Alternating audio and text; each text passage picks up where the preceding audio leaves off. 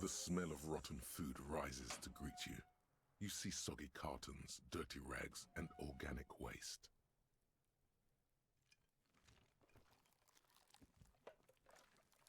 We're just in time. This hasn't been emptied for over a week. Yeah, perfect way to start my morning.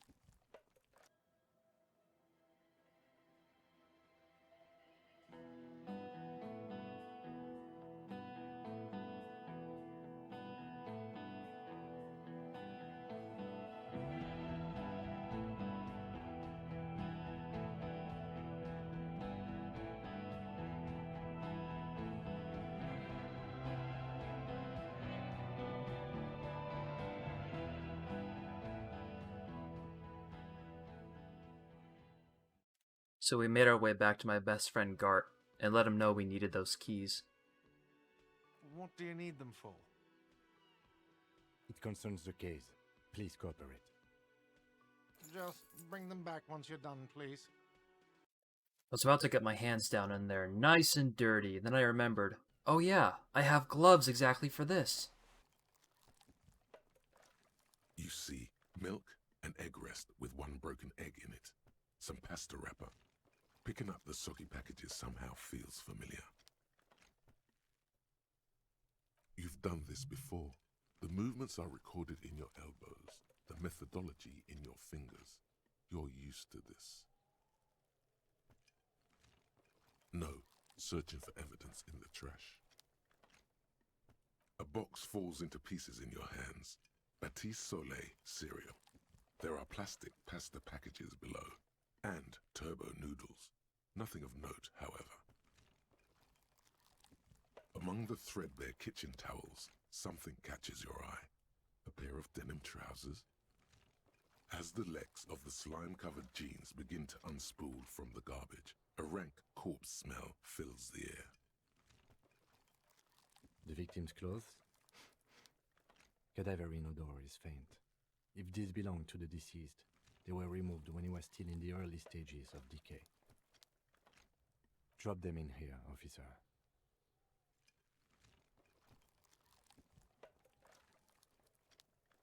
Guitar marked blue jeans. Pockets empty or emptied. He wore them with a belt, too, a white belt. The loops appear stretched, but the belt is missing. That's it. Do you see anything else in there?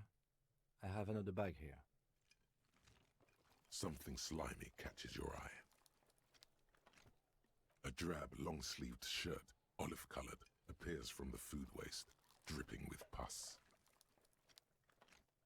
This is a military-type overgarment. No label or serial number. This is the kind of rib-knit shirt that's worn over light armor to conceal it in an urban scenario. Anything more? So the victim either is or was with the military. That's one of the signs that let me know this was going to get complicated, and quick. All right. We should go to Gart again and ask if he knows who put the clothes in the trash. It could be as simple as someone from the hostel cleaning the yard. Or that one. I'd advise against confronting that force.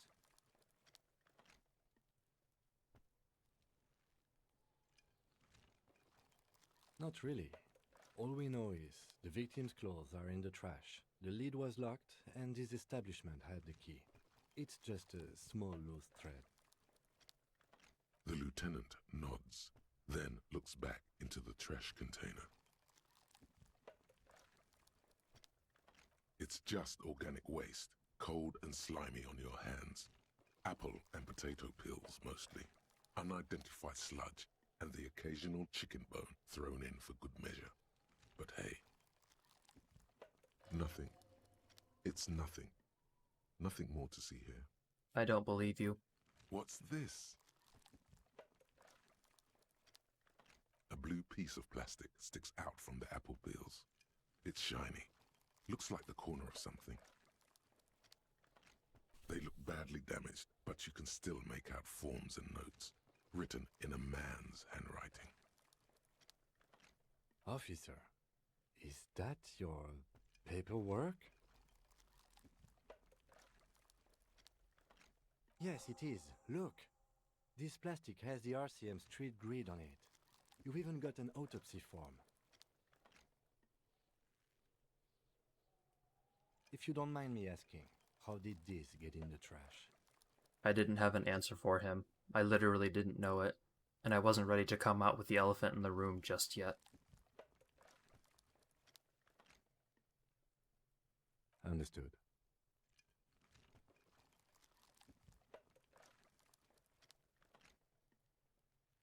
Be untroubled. If anything, this small moment has made him respect you more. I didn't think the mug was relevant, but since it was right next to the crime scene, may as well. You pick out a broken mug with an oddly racist depiction of the yellow man frolicking in saffron. Only in its social sensibility. Mm-hmm.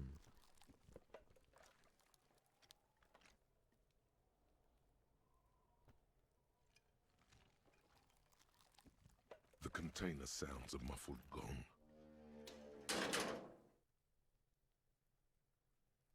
You said you didn't want to talk about the ledger. However, now that you have it back, it would not hurt to start taking notes on the case, officially.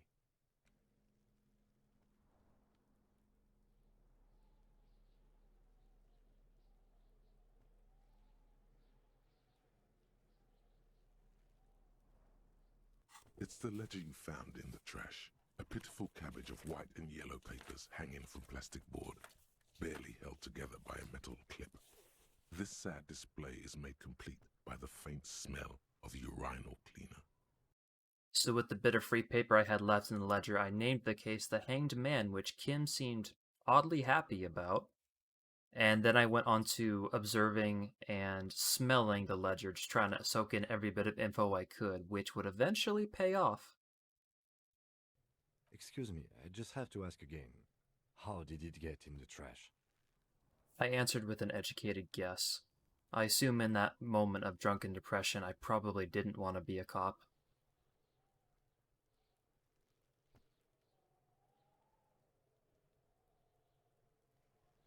I'm sad to hear that.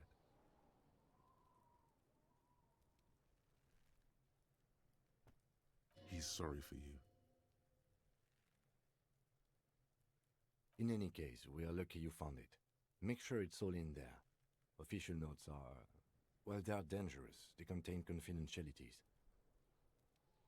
Now, if you'll excuse me, that thing has filled me with the sudden urge to make sure mine is in perfect order.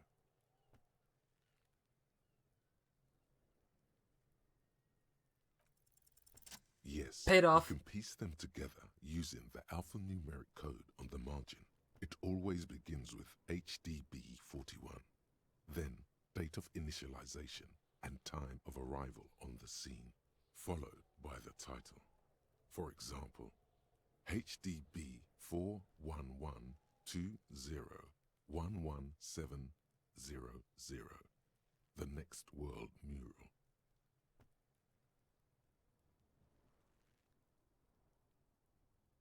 Why, yes, your precinct number is 41. Every last alphanumeric in the files begins with it, and these are your case files. It's safe to say HDB are your initials.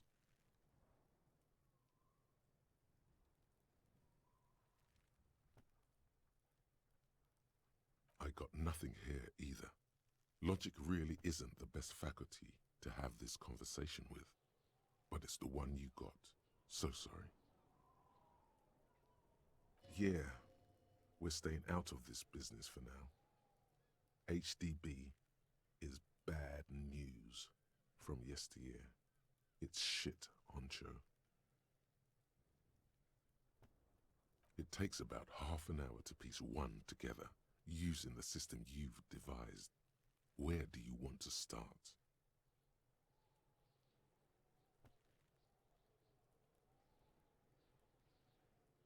It would be very interesting to read about these, wouldn't it? I mean, there seems to be a square-shaped entry wound in the victim's forehead. She's been sitting there for weeks, on her rocking chair. with a square hole in her skull, staring at the wall, her mouth agape. That's all you got.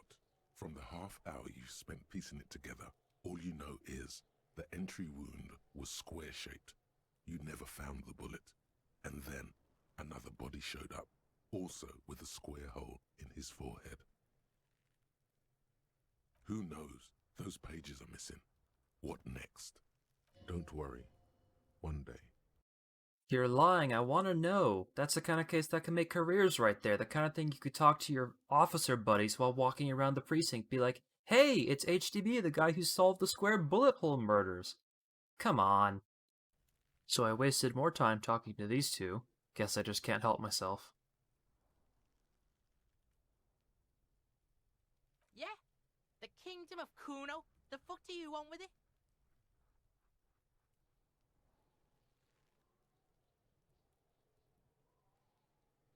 Look at that fucking shit!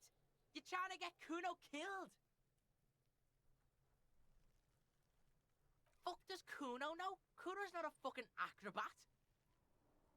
The lieutenant takes a quick note in his notebook. It's a trap, Kuno! Don't climb it, Kuno! Then I gave Gart back the key, and I wanted to get to know Kim a little bit better. Yes?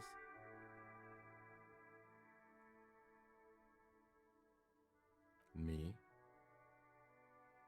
I don't see how my life is pertinent to the investigation.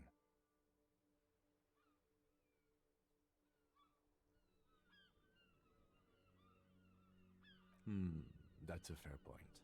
All right, for the good of the investigation, what do you want to know?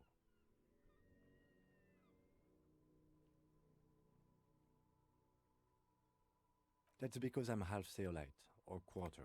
My father's father was from Seoul, so was my grandmother, but from my mother's side. It's not an interesting topic. It's a part of the world, officer. A geopolitical entity and a geographic division. I told you it wouldn't be interesting. You're barking up the wrong tree. I don't speak a word of Seolite. I've never met either one of my grandparents, and I've never been to Seoul. I'm a regular Revacholière. He's glad to have shut down your question.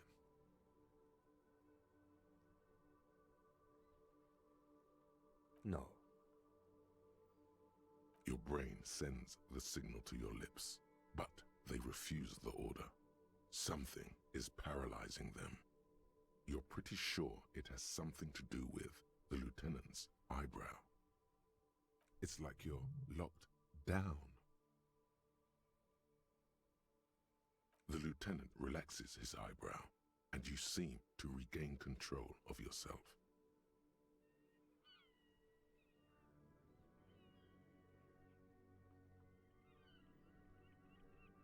Good. Let's change the subject.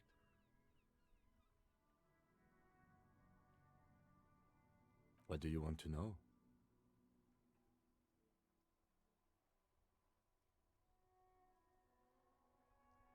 No, it's not a particularly mysterious case.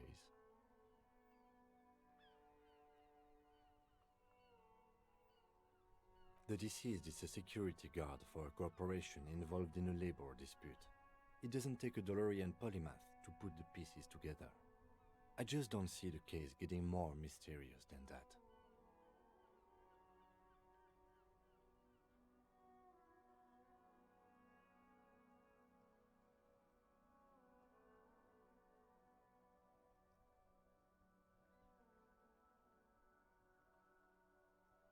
Then you are in luck, because we are in the midst of a major strike by the dock workers union.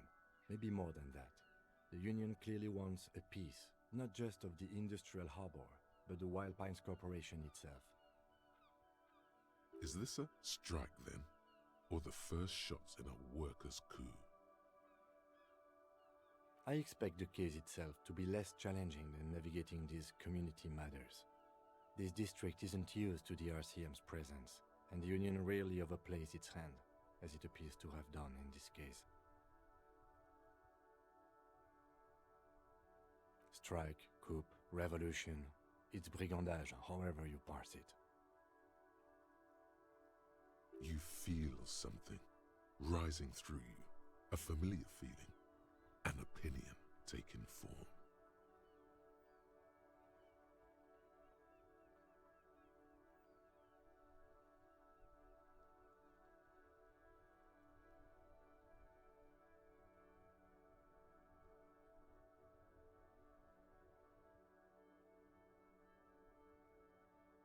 Politics is habit forming and hazardous. It is also irrelevant to police work. You're right to doubt the impulse. It might be detrimental to our task here. From an imaginary fan. Now, was there anything else you wanted to know about the case?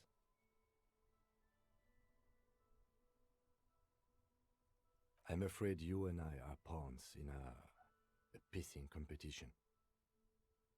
His disdain is clear. This man would not use such an expression otherwise. You don't know? I assumed you were in on it. Oh, I'm pissing for other reasons. Tell me more. It's just stupidity. We shouldn't waste any more time on it. If you want my take, ask me after we've inspected the victim.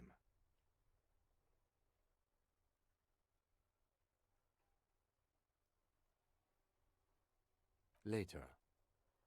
Was there anything else you wanted to know about the case?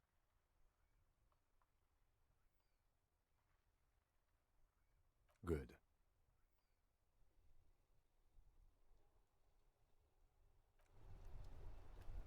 Left of the crime scene was a bookstore. For the time being, it was of minimal importance. I got a map and spoke to the rather mechanical owner. It would show its true importance later on. Welcome to Crime, Romance, and Biographies of Famous People. My name is Plaisance. Be welcome, and please take responsibility for the energy you bring into this space.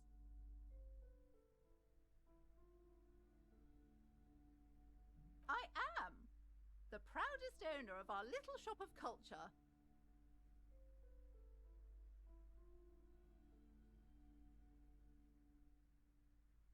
Annette, yes, my daughter. I hope she wasn't slacking off again with her nose in science fiction. Tell me, was she at her post doing her job like a proper girl? Wonderful! Did you talk to her? Great! On a scale of 1 to 10, how compelled were you to buy books after talking with her? Her opinion of her daughter depends on how well she lured you into the store.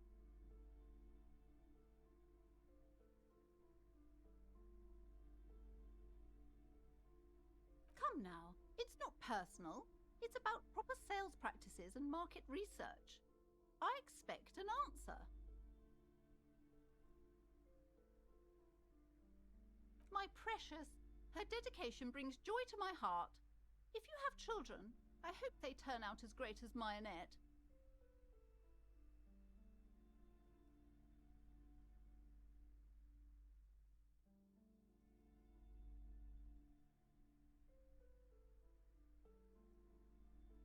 Mind your own business, sir. In our society, people don't get to tell each other how to raise their children. It's none of your or anyone's business.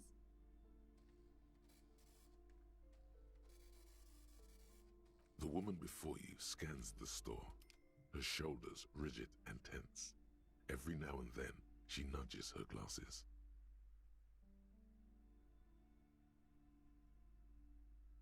Then why are you talking to me?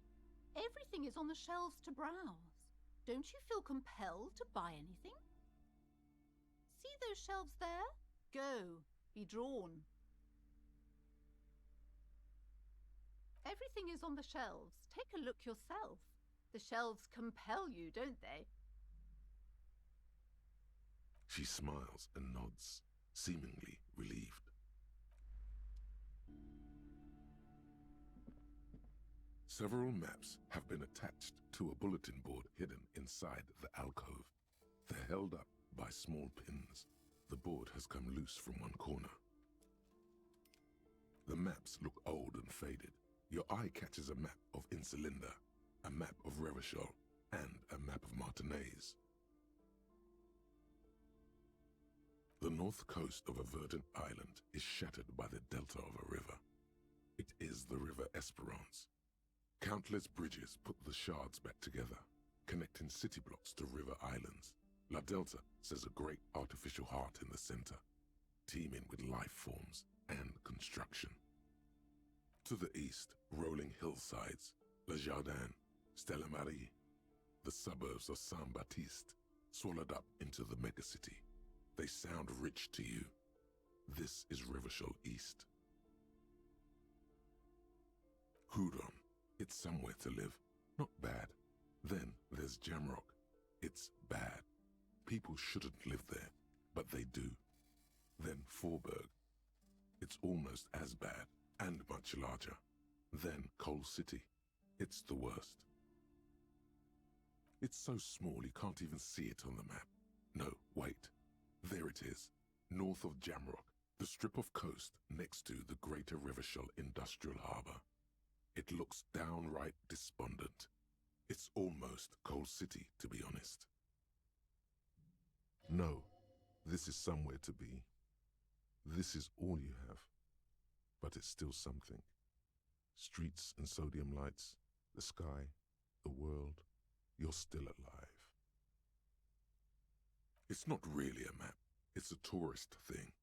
A picture postcard with buildings on it, drawn from an isometric perspective. A date in the upper right corner says 48. Still, it's detailed. Could be pretty useful for scouting ahead. You see the jagged boxes of an industrial harbour, even the whirling in rags there. I'm sorry, officer. The map of Martinez is the only one available. The other two are not for sale anymore. And besides, you could scarcely afford them. They're quite valuable, though they might not look it. The map of Martinez is 90 cents, though.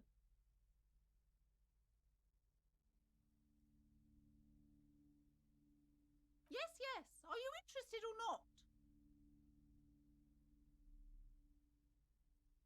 Always good to be informed of your surroundings.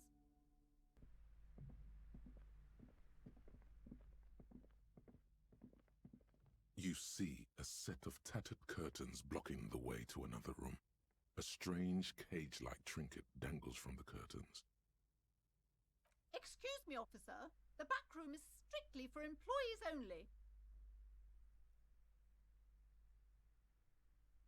Nothing.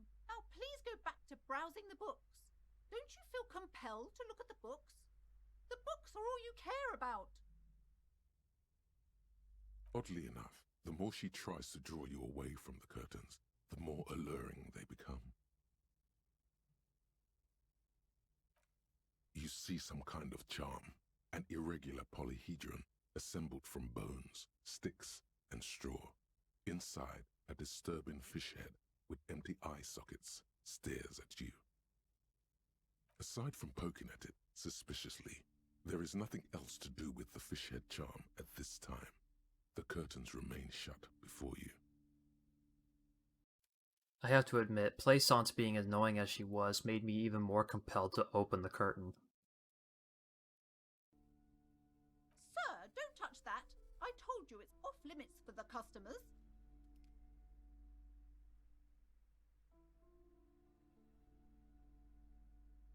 Parapsychologically speaking, we're done if you decide to open them. I won't be held responsible for the consequences. It's too dangerous. She looks away, mumbling. Why is everyone always messing with the curtains? Why can't they just buy books like normal people?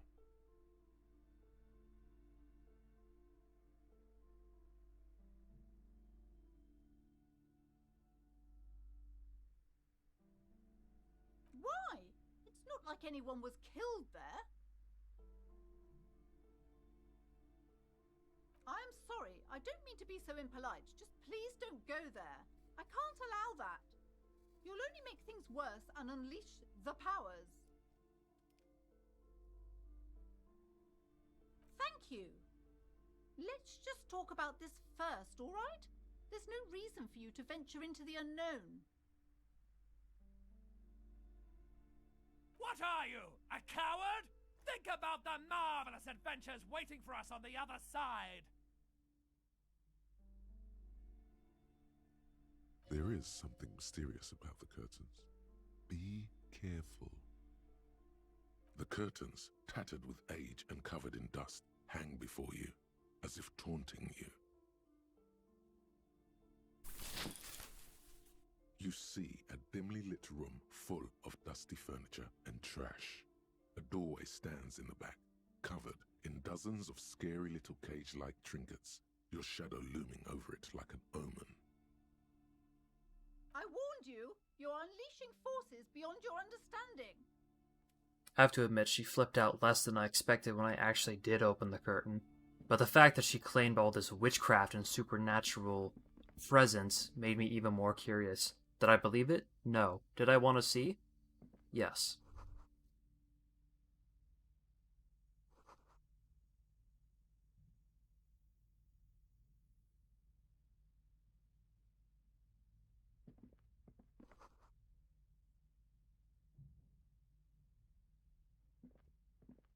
A heavy door with a missing handle stands before you, covered in dozens, if not hundreds, of little oddly shaped trinkets and charms.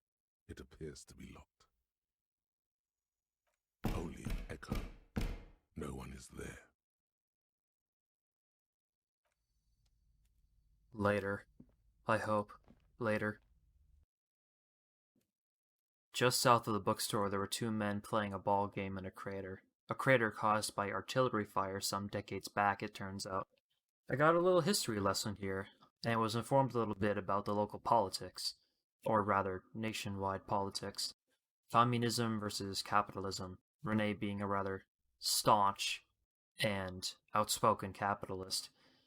I think I was on Renee's side of this argument, but I'm not positive. I understand you can't trust a large amount of people with a large amount of power because human beings are awful.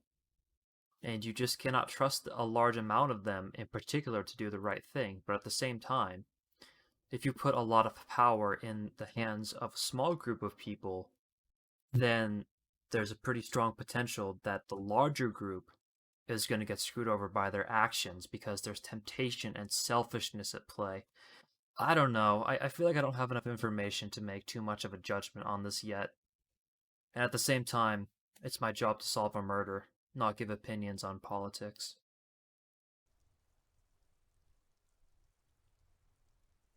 Because this place is a damn beachhead.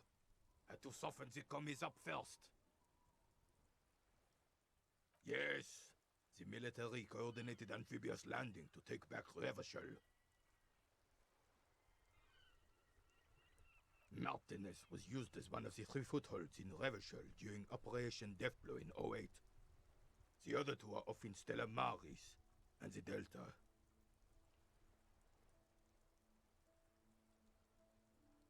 This here is Blood Ground, where coalition boots first made landfall and cleaned those rabid dogs out. Most likely, we're playing pétanque on their mangled corpses. Blood Ground. You got old René going there. Like he isn't hungry enough already.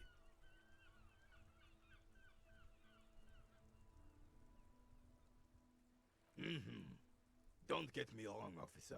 I hate those foreign dogs, but the enemy of my enemy and all that. They're the lesser evil.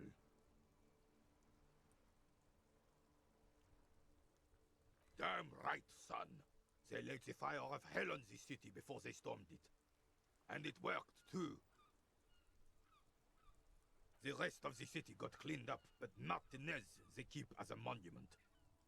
And now the Union Socialists are practically running the place.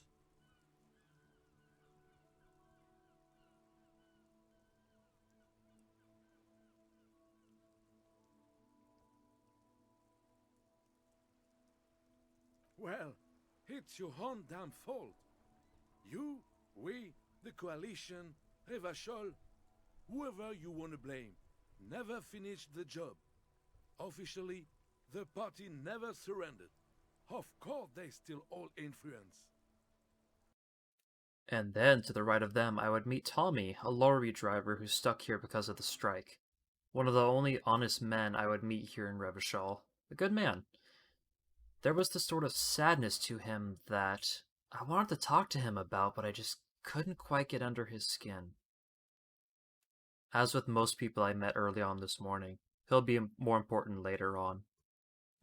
Your job's to know all these little things, isn't it? Well, my job is to deliver tracksuit trousers. There it is again, a little touch of sadness beneath his cool. He thinks he's spent too long in this lorry. We're pals and all, but I can't just freely hand out the merchandise. The bosses won't be happy. The man taps his fingers rhythmically against his arm.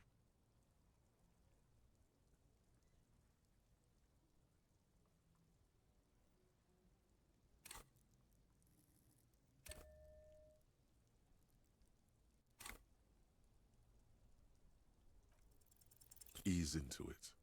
Don't go too far. This seems like a personal matter.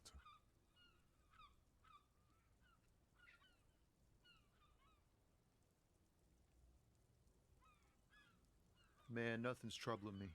Just the usual Lorman tropes and hopes. The road and the rhymes. This jam ain't helping either. And then we met the scab leader. Something was just off about this man. Like the way his loud shouting sounded disingenuous, to the fact that he was probably physical enough to take down Measurehead if he needed to, but especially the fact that it seems like he knew more about the murder than he was letting on. Bastards! We have a right to work!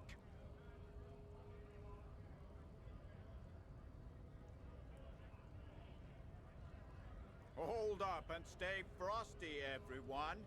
Cops are here.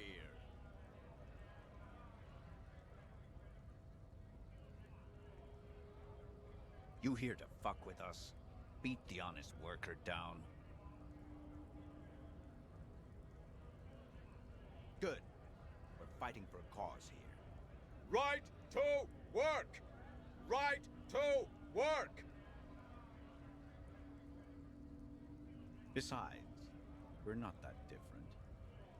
It helps if people see us talking, cops and strikebreakers together. Shows authorities are on our side. Builds confidence.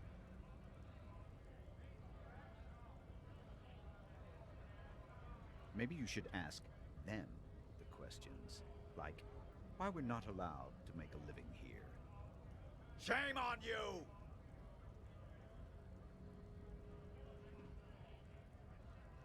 We have families to feed, you piece of shit.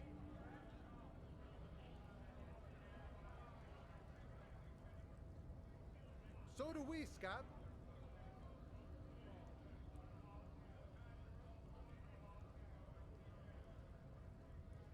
Have fun.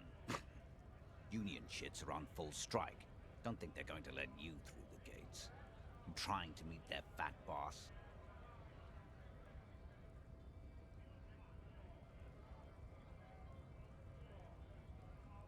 I know nothing about a murder.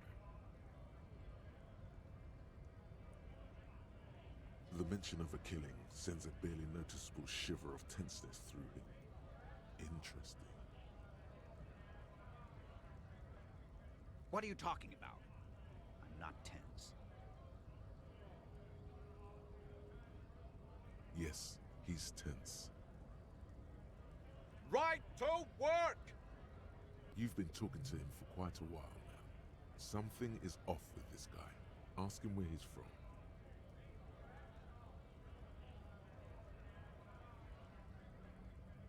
What's it to you?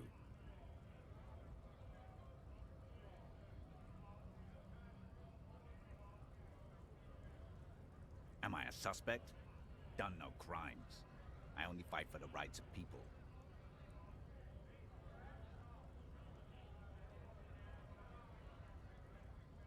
We're all workers, right? Workers stick together. Came from the eminent domain in Jamrock. Backgrounds in odd jobs, heavy lifting, cargo hauling, bouncer work. I know the drill.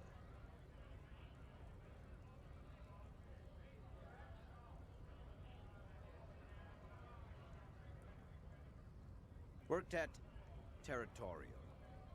Ring a bell?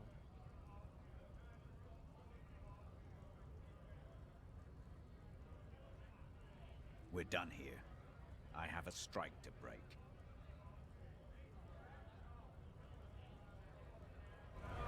Along the way to meet Measurehead, we had the pleasure of meeting a few different people. A racist lorry driver, the clueless clerk, and a rather free-spirited, relaxed union worker. I wasn't so sure about the driver yet, but the other two, I had a gut feeling were innocent. My friend, I respect the right to roam. The open range awaits. And then, unfortunately, Measurehead. Your body betrays your degeneracy. Yeah, Measurehead. His body totally betrays his degeneracy. Don't say anything. Size him up first.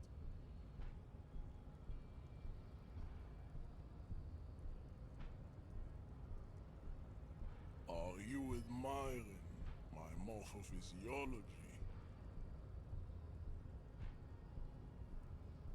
It must be frightening to stand in the shadow of this racial pinnacle. Be calm, Sandwich. You are not in danger, because you are not a threat to me.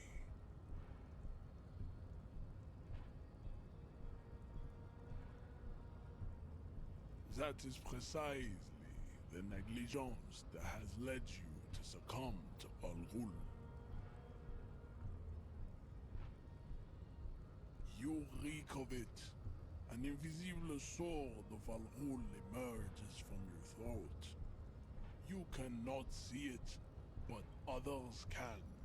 It is making the woman in my company sick. Yes, Al-Ghul. Al-Ghul is an ancient Ilmaran poison. A parasitic fungus that has colonized your race. It is a trick the desert pygmies played on you, for humiliating them and stripping them of their land.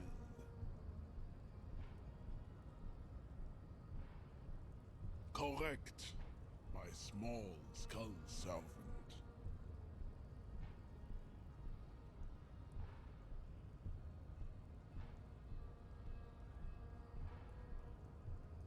No, you don't. You need to get another drink. Occidental Haplogroup B4 is done giving orders around here. The influence of the Am Sandwich race is waning.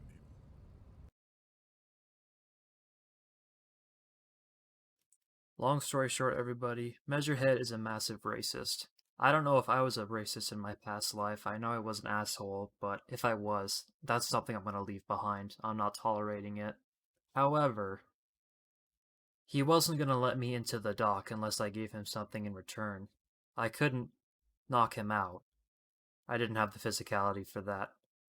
So what I was hoping to do was try to at least understand what he was talking about, so that he would hopefully let me in the harbor, but I couldn't make it work. For the time being, I am out of ideas.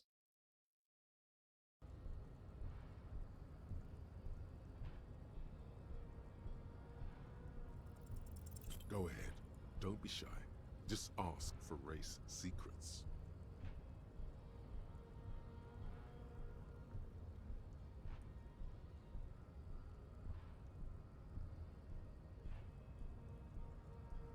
Inane popular culture lingo.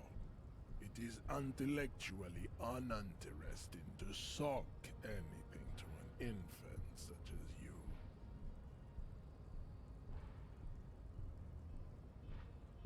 Oh, don't be vulgar. white or not has got little to do with this. The race enigma runs much deeper than that. There must be some friction there. He's keeping it well hidden, however.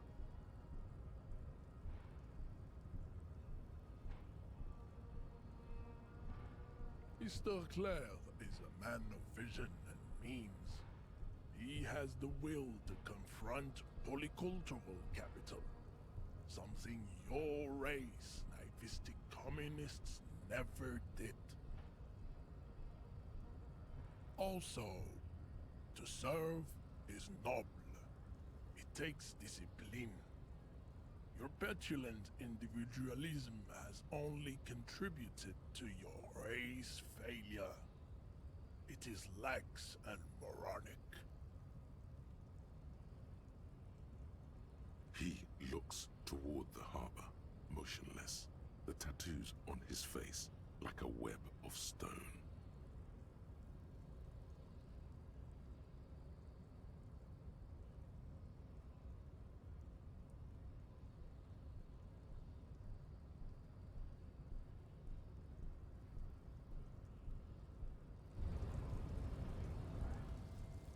Lonesome, long way home. Here we go. Home awaits. Walk past Station 41 and through the market, past the Boogie Street spearhead to the other side of the lake, the frozen eye at the center of the district. Then, past the video rental store on the corner. There, at the end of a street lined with pine trees, a small house no larger than a matchbox. 11 Voyager Road. You no longer live there. Those times are gone. And so are those people. Why did you come here? Why are you still here? And where's the dealer? You have to get back to work. That's all you have now. I'm sure Garch is going to be thrilled about this.